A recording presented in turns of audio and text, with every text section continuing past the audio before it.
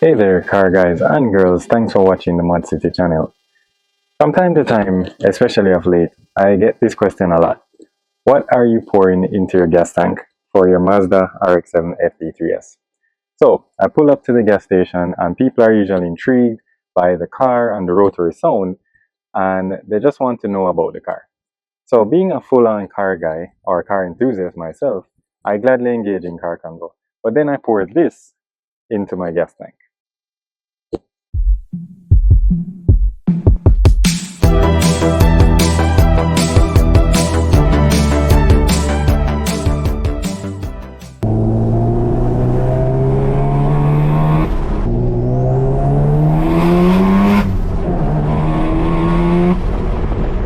So in this video, I will walk through what Premix is all about and the oil metering pump.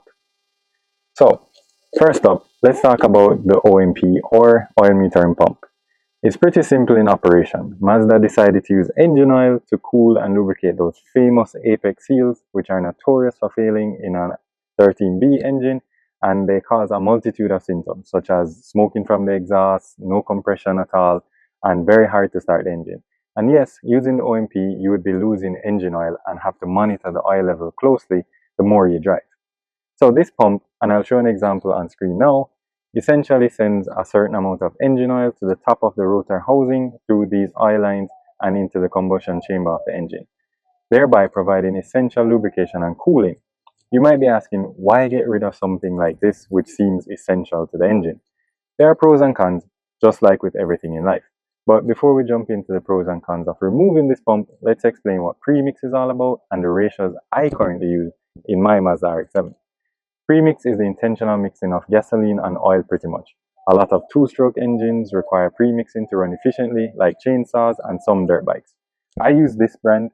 It's called Idemitsu. I hope I'm pronouncing that properly, but it's specifically formulated for premixing rotary engines. Compare that to regular engine oil, and OMP would be using. This option seems more appropriate for me since regular engine oil isn't meant to be burnt. There are a bunch of ratios that people use, but for me, I use 0.5 ounces of premix to 1 gallon of gas. In the past, I would mix and measure when I started premixing a few years ago, but now I can gauge my ratios without measuring. So far, so good. So in the past, I used this 5-gallon gas container and my measuring cup, which is here, to get the ratios just right. There's a lot of info out there on ratios and what works best. I even have seen some folks just use an entire bottle of premix to 1 tank of gas. So the pros and cons on why I chose to go the premix route. Let's start the pros first. This is way better formulated for increased protection. I used to use a 2-stroke oil in the past and I didn't feel comfortable due to the level of smoke coming out of the exhaust. At one point, I even thought the seals were gone and started to go crazy a bit. This brand made a difference and I highly recommend it to any rotary owner. They can be found on Amazon or eBay for about 12 to 15 bucks depending on which site you use. So another pro is not using your engine oil to help the apex seals.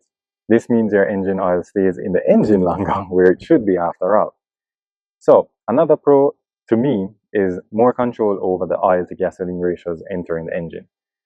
Another pro, this particular brand produces little to no smoke residue from the burning oil. So it's specifically formulated to have very low ash, as they call it, and it's a synthetic blend. There's less carbon buildup on the rotors as well, since you're no longer using the engine oil, but rather the premix itself.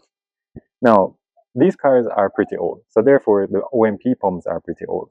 So the pumps tend to cease and stop working. So imagine driving thinking your engine is getting the oil it needs, but that's far from the case. To my knowledge, the FD3S doesn't give any warning, like a check engine light or any noises, when the pump stops working. Correct me if I'm wrong on that in the comments, but I've never seen any warning for an OMP pump. Some of the cons involved with premixing. A very simple and often overlooked issue is forgetting to add the premix solution. It happens, it has happened to me as well. Went to the gas station and proudly said, fill her up, only to drive off and remember about the premix a few miles later. Luckily, there wasn't any damage to the engine and I remembered in time, so I was able to stop and get the premix and add it to the fuel. Premix can be slightly more expensive. At every fill up, you are adding another type of oil essentially, which you are buying. So I find you can see some savings by buying them in bulk. I tend to purchase 3 or more quarts at a time, or even if you want to go ahead and get the case. Another con is getting the ratios wrong can lead to disaster for your engine. You need to ensure to get the mixture correct for your specific engine and also the tune. So work with your tuner to see what ratios would work best. Ensuring to seal the oil pump ports properly on the engine, you have to ensure that it's blocked off and doesn't have any leaks. So I got my block off plates from Banzai Racing, which fit perfectly from the 13B and came with all the plates, all the bolts, all the nuts that you need to seal the engine. So now that we have gone through some of the pros and cons, what are your thoughts on premix and the OMP pump? For me personally, I prefer running higher boost since I'm single turbo with some amount of peace of mind with a proper premix solution. If you decide to go single turbo, which I have, I would strongly recommend doing premix as the engine is subjected to more boost, which can lead to a greater chance of detonation pending your AFRs, among other things. So, do you premix? Let us know in the comments below and your reasons for that choice. Please consider subscribing if this is the type of content you like, and until next time, drive safe.